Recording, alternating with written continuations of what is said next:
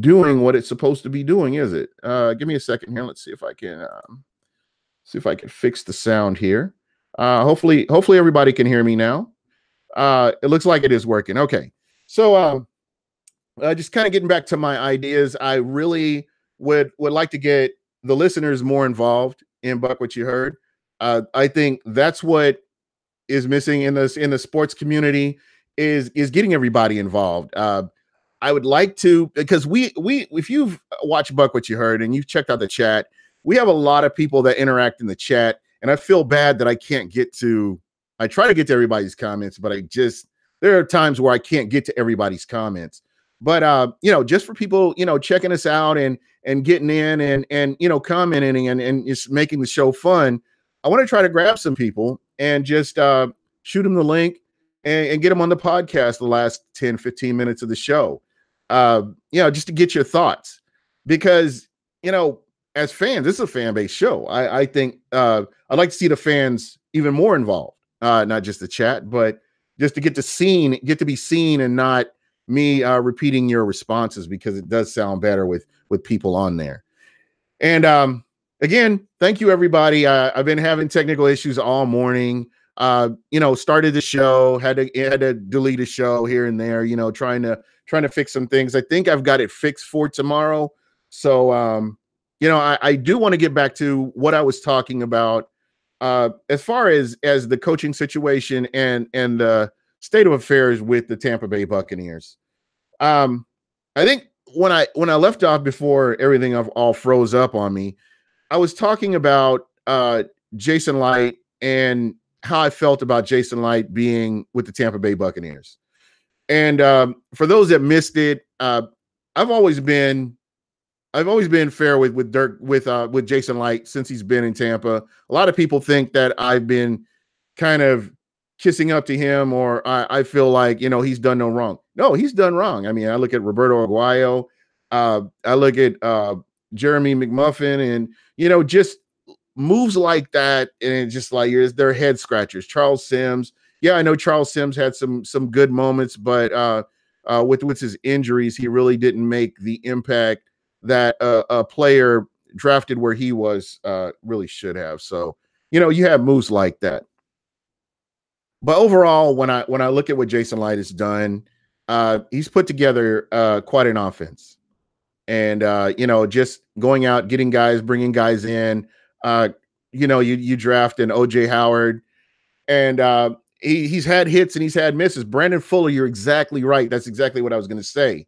Now, what you're looking at, and I understand why the Glazers kept him. You've invested a lot of money. You've invested a lot of time in all these draft picks, all these free agent moves. I look at some of the moves that he's made, bringing in a JPP with a third-round pick. And what JPP has rewarded the Bucs with, bringing him in, you can't be mad at that.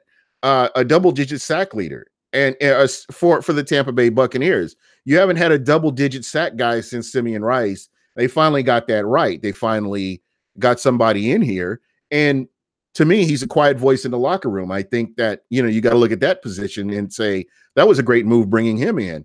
Carl Nassib, another guy who, I mean, I didn't have high expectations for him, but when he came in, he's done what he needed to do, and I'm happy with his productivity. And then the big one to me, and I'll get arguments about this all day long. Vita Vea. I think we just barely scratched the surface with Vita Vea. I mean, you look at his numbers with the number of sacks he's gotten. His numbers kind of mirror where Gerald McCoy is, and believe it or not, same number of sacks as Warren Sapp had when he first came in. Not making any comparisons. Do not put them words in my mouth. I'm not making any comparisons. Warren Sapp is Warren Sapp, and there will not be another Warren Sapp. And I wouldn't even put him in the same breath as any of the other players that I mentioned, because it's Warren Sapp. But I think he's pointing in the right direction. I think his motor is high. I saw him running down running backs and, just keeping himself in plays, tackles for loss. And, he's continually improved as the games have gone on. And I think what really hurt him is missing the preseason. Another thing that really hurt him was missing those regular season games that kind of put him behind the 8 ball when it comes to his progression as an NFL player. But I think that he's picked up on the speed of the game, and I think he's put himself in a position to succeed. So that's something to look forward to and see what's going on here. And we have like 3 viewers in here. Thank you guys for checking it out. I'm just kind of running my mouth here, testing out the software. I do want to say Happy New Year to you guys and everybody else that listens. I appreciate it. And again, that's Jason Light bringing these guys in. But with the misses, and I know the biggest miss, and I kind of alluded to it earlier, was the Roberto Aguayo pick. That was either hit big or missed big. And, in that instance, it's where he missed big on that one. But when you look at this team overall, I think if you get the right coach in, hey, Adrian, what's going on? Oh, thank you. I think if you get the right coach in, I think you can turn this team around. There were so many missed opportunities with Dirk Cutter. And if you listen to any of the podcasts over the past couple of years, the one thing that's always frustrated myself and Robert Green, I'm thinking Robert Green, Michael Pless, is the fact that there hasn't been market improvement in coaching. And what I mean by that are in-game decisions that were made, timeouts here and there, no sense of urgency, moving down the field to put yourself in scoring position. We've seen so many times where this hasn't happened. You have that much talent on the field. There have been times where there have been plays underneath, and it's just, things just get missed. And I know a lot of people want to blame the quarterback, but I think your play calling, I think they really tightened the reins on Jameis Winston over the years, and I don't think he has the ability to improvise like some of your other quarterbacks do. I don't know. We'll see. We'll see what happens. But again, I think the talent is out there. I think a lot of it had to do with coaching. And a great example of that was Mike Smith. Oh, what's going on, Mr. Rendex? No, I got new software, just testing it out. Wanted to take a moment to wish everybody a happy new year. Got some interesting ideas. I'm actually going to bring some of the listeners on in the chat. I'm going to get people's information. And I actually retired from dancing. You never know. It could happen. I could retire. You just don't know. But kind of getting back to what I was talking about. I'm looking to get some of the listeners to jump on the podcast towards the end of the show to give their opinions and give their final thoughts on games and just kind of the state of the team. So that's something to look forward to as we move forward into the off season, just to keep people involved. But kind of getting back to what we were talking about is basically with the general manager situation. I would not have been mad if Jason Light had been let go, but it makes sense because of all the pieces that are in place right now. Let him finish out his contract, and let's see what happens, from there. So no more excuses. This is kind of where you're at as a team. Does he? And this is where we're going to see, does he earn an extension to stay here, or do the Bucs move on? Let's see, Brandon Fuller, I don't think the team believed in Dirk, and that's why he failed. The way he was in press conferences, I feel the exact way he was in the locker room. There could be some truth to that. Again, it just growth as a coach. You see some coaches, and right out the gates, you see market improvement. But some of the knocks on Dirk Cutter, you continually saw those throughout the years.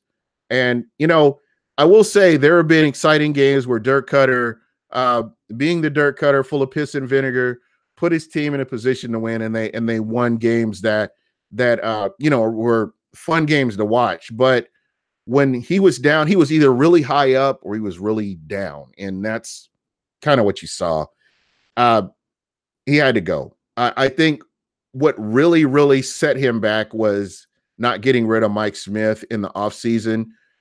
I was I was on the fence about it last year going into this year, but in talking with Michael Pless and getting to watch some of the game film over the offseason, I was like, yeah, maybe they probably should have moved on from Mike Smith and gone a different direction.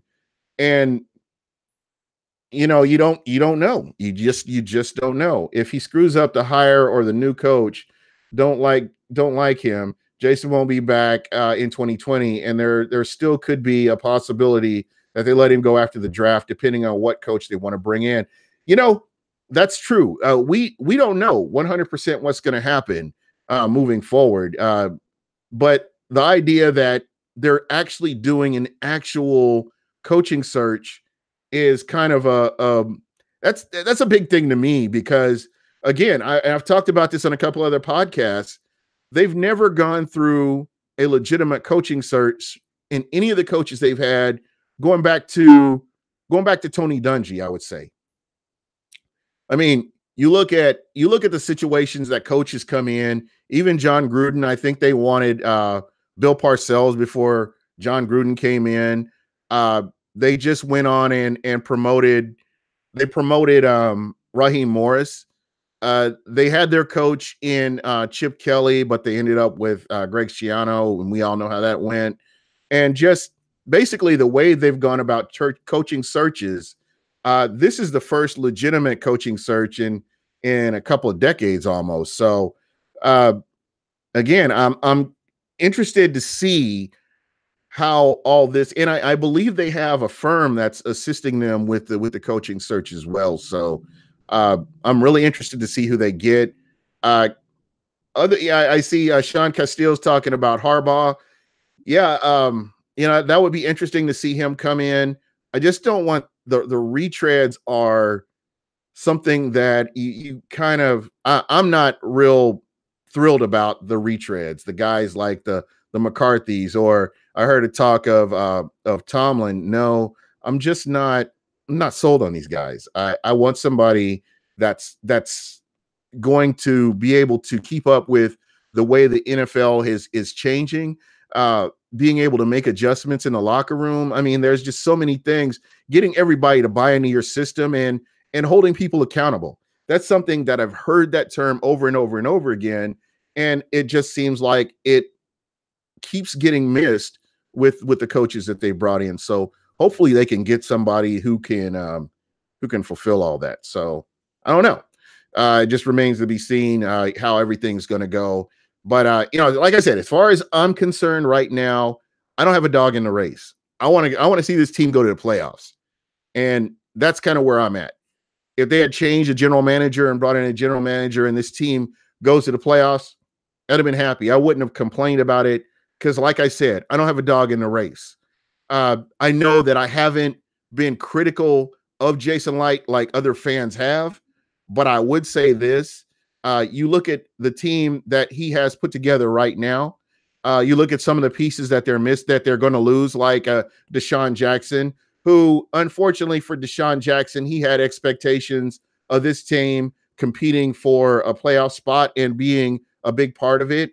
And I don't think that he was utilized correctly in his time in Tampa. And again, I like Deshaun Jackson. I like his mom. I like what they've done in the Tampa Bay community. So if he, his frustration, I get it. I totally get it. But I'm not mad at him, because, he wants to go somewhere. He's wasted critical years in his career here, where he could have gone somewhere and been utilized different. So there's that.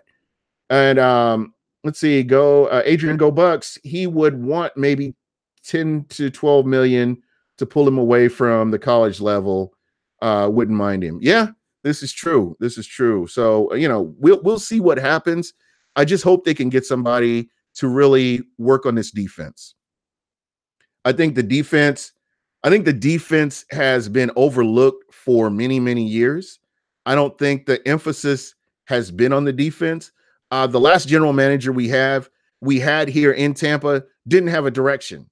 I would even say the last two general managers we had in Tampa did not have a true direction where they wanted to take this team. But you can see with Jason Light has built up that offense to be competitive, and we saw that in almost every single game, minus the Chicago game. We saw that in almost every single game that the Buccaneers played in. So we do see the direction. We do see what this team could potentially be. You fix the offensive line a little bit, and you get a running back. And guys, think about this. You haven't had that solid running back since Doug Martin was here in 2015, where he was like the second leading rusher in the NFL. So again, there's a guy that you need to address that position. And I think that yeah, I just heard Atlanta is looking for Dirk for offensive coordinator. We'll see what happens with that. I'll be even more suspicious if that actually happens. I'm not going to throw out my conspiracy theories here, but I will be suspicious if that actually happens. Buck the world. It's kind of getting back to what I was talking about with the general manager, and let's talk about this. Let's talk about some of the signings that Jason Light has made, bringing in when you're able to lock down Mike Evans. You lock down Mike Evans, who you look at what Mike Evans has done, being able to lock him down instead of letting him get out to test the market.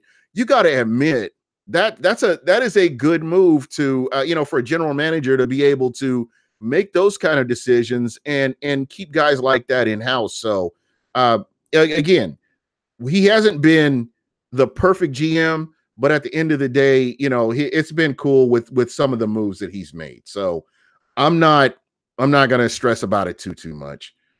Just looking at the chat. Thank you guys again. Djax, GMAC, Grimes, Conti, Unrein, Dotson, maybe Smith, and maybe Quan will be gone. It's going to get real next year. Brandon, I'll ask you this. What about Noah Spence? What, a guy like him, he can't forget how to play football. I don't understand how they weren't able to get him on the field. And, he's one of those guys that kind of intrigues me. I like to see what he can do when he's coached up and helped to get in that position. Maybe there may be something that we don't know in the locker room, but again, it's just one of those things. I know Grimes, hopefully he'll retire and enjoy being retired. Joe McCoy, we don't know what's going to happen with Joe McCoy.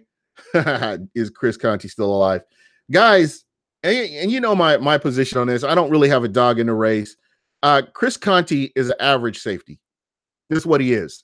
I've never hyped him up to be anything more than an average safety. But what he's able to do is get people in positions to succeed. I've seen him make plays away from the ball that would have turned into something else had he not made the play that he did, if that makes sense. Yeah, he got trucked. He really should not. If he's injured to the extent that he had no business being on the field in the first place. And it's decisions like that really frustrates me. And with him being out there, it kind of put himself in a bad position and put the team in a bad position. We saw how that all ended up. So I don't know. Again, it remains to be seen. Could have had DJ Swearinger. Yeah, this is true. Here's another guy that, he was a Tampa Bay Buccaneer. I guess he didn't fit that defense. He would have been somebody I would have actually looked at, keeping around and I would have looked at keeping him around in the beginning. But again, it's neither here nor there. He's gone. I'm not going to sit here and cry over spilt milk. It is what it is. So, that's cool. But other than that, Sean Castile makes a great point. Mike Evans will be a Hall of Fame wide receiver. Mark my words, this season, barring any injury, barring any suspension or anything, Jameis Winston will be the top passer in Buccaneers history by midseason. Towards the end of the season, he should be right there. You will have to, whether you love him or hate him, you'll have to mention his name after this happens, because he's that guy. And he will surpass all the quarterbacks that have been here in the Tampa Bay area. Now, what you got to keep in mind is, Tampa hasn't been very successful with quarterbacks, but I think it says a lot about Jameis Winston and who he is to come in and at such a young age be your leading passer in Bucs history. So again, a lot I'm actually looking forward to next year. I don't know who the coach is going to be, who the GM or any of that stuff is going to be, but just the pieces in place, I think that this team can be competitive. Brandon Fuller, I hope we get a defensive-oriented coach. I don't care who it is. I think anyone with half a brain can handle the offense, but the D is the issue here big time. What you got to keep in mind too, and I understand that the defense is not the focal point. They're not the strength of this team. The defense just has to not be a liability. I think the way the defense played on the back end of the season, where they started coming around, even with all the injuries they had, I think that there are some players on this team that can really make this team better. And then you look at Vernon Hargraves coming back. Kendall Beckwith will be back. If they can re-sign Quan Alexander, which I hope they can, I would love to see Quan Alexander back and playing under a competent defensive coordinator. Kind of like where you saw where people were buying into Duffner. I think it's going to be huge. So for me, on my wish list, I'm looking at right tackle. I'm looking at left tackle, running back, and I would say possibly a defensive tackle, and some cornerbacks. Let's see what we can do with that secondary to get some depth at the secondary position. So I don't know. We'll see what happens. But guys, be sure to check it out tomorrow. I'm really gonna push forward with this, and I hate all the fans in Tampa that talk about how bad he is. They don't realize this is a team game and includes coaching, and people love to hate him. I live in Tampa. You know what? I remember Josh Freeman. And there were just so many quarterbacks that fans in Tampa would just roast him. And they weren't that bad. Well, there were some that were, but I get what you mean. Yeah, it is what it is. But what you guys have to keep in mind, the Bucs have been bad for so long that it's going to take time. Dirk Cutter to sign with Atlanta, then in a year become their head coach. Watch it happen. He's a foreign spy. I don't know, man. That's just crazy. It's crazy to me that he's gone from Atlanta to Tampa and it's a potentially go back to Atlanta again. I don't know if he will or not, but I'm keeping an eye on that situation as well. But as I was saying, guys, please check us out tomorrow, Michael Pless, and I will have a special guest on tomorrow, and you have to tune in to see who it is. But going to be a great show. Give me your thoughts. Before I jump out of here, buying and selling. I want to know who is everybody looking at as far as the draft. The Bucs, I think, have the number 5 pick in the draft. So who are you guys liking? I like Greedy Williams myself.